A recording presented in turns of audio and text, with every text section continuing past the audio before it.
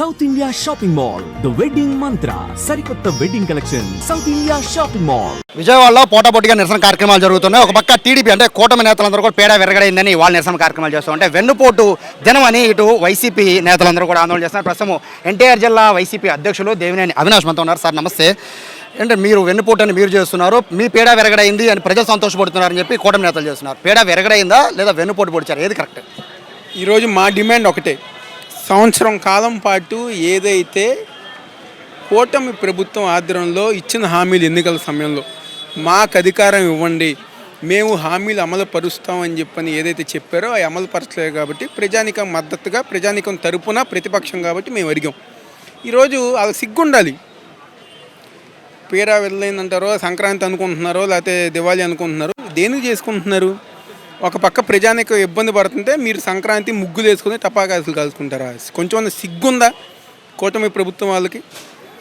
ఈరోజు మీకు నిజంగా దమ్ముంటే, మీకు నిజంగా సిగ్గు సెరవు ఉంటే, ఈ సంవత్సరం కాలం పాటు మేము ఈ పథకాలు చేసాము, రానున్న రోజుల్లో పలానా రోజు ఈ పథకాలు చేస్తామని చెప్పని చెప్పుకోవాల్సింది పోయి, ఈ రోజుకి వైఎస్ఆర్ కాంగ్రెస్ పార్టీ జగన్మోహన్ రెడ్డి గారి మేర ఏరుపు తప్పితే ఈ సంవత్సరం కాలం పాటు కూటమి ప్రభుత్వం ఏదన్నా చేసిందా? ఒక్క పని చేసిందా?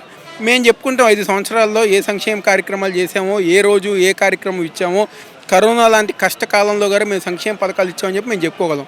మీరు ఒక్క కార్యక్రమం చెప్పుకోగలరా?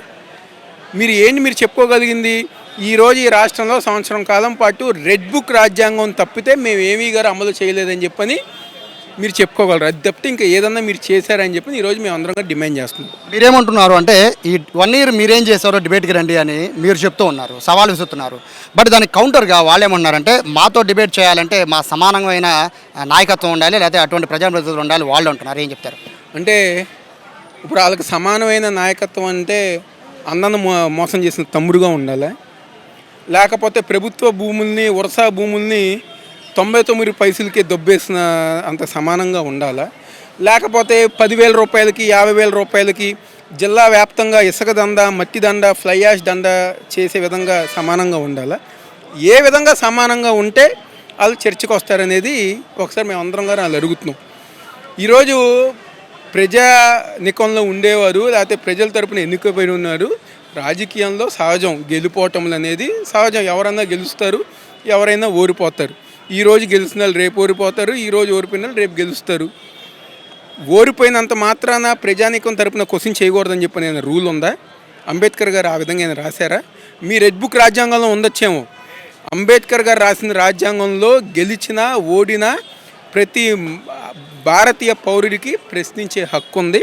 అది ఈరోజు మేం చేస్తున్నాం.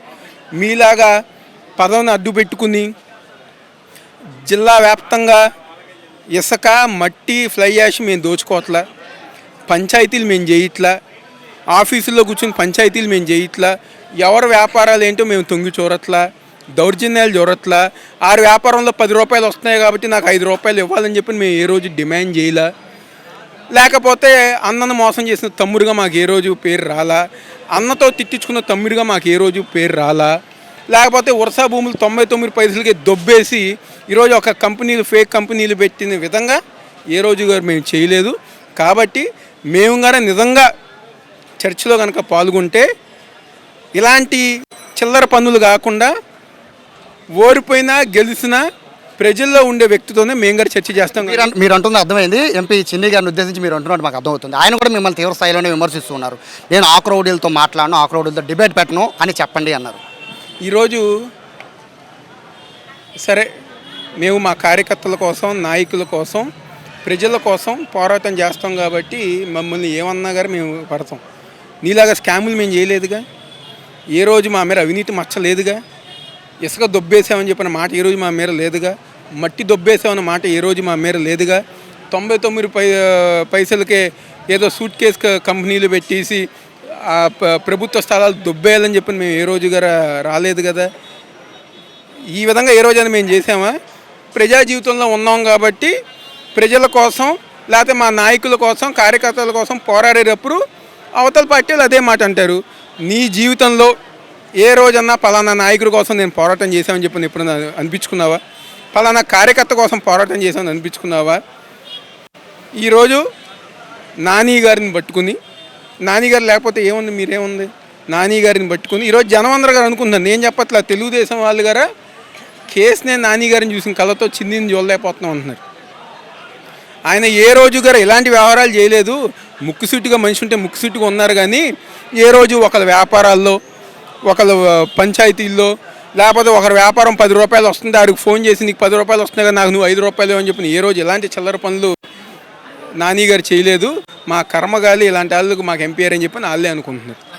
సో ఇది మాటల యుద్ధం అయితే కొనసాగుతోంది. ఇటు కేసినేని చిన్ని మీద అవినాష్ మీద కేసినేని చిన్ని తీవ్ర స్థాయిలో విమర్శలు వేసుకుంటున్న నేపథ్యంలో ప్రస్తుతానికి అయితే ఇటు రెండు పార్టీలు నిరసన కార్యక్రమాన్ని కంటిన్యూ చేస్తున్నాయి. వెన్నుపోటు దినమని వైసీపీ వాళ్ళు చేస్తుంటే పేడ వెరగడైందని ఇటు టీడీపీ కూటమి నేతలు చేస్తున్న ఆ నేపథ్యంలో ప్రస్తుతానికి అయితే ఇద్దరు కూడా కార్యక్రమాలన్నీ కూడా కంటిన్యూ చేస్తున్నారు. రాష్ట్ర వ్యాప్తంగా ఇదే కార్యక్రమం రెండు పార్టీలు చేస్తున్నాయి. సో దీనికి సంబంధించి ప్రజల్లో కూడా భిన్నాభిప్రాయాలు వ్యక్తమవుతున్న పరిస్థితి కనబడుతోంది.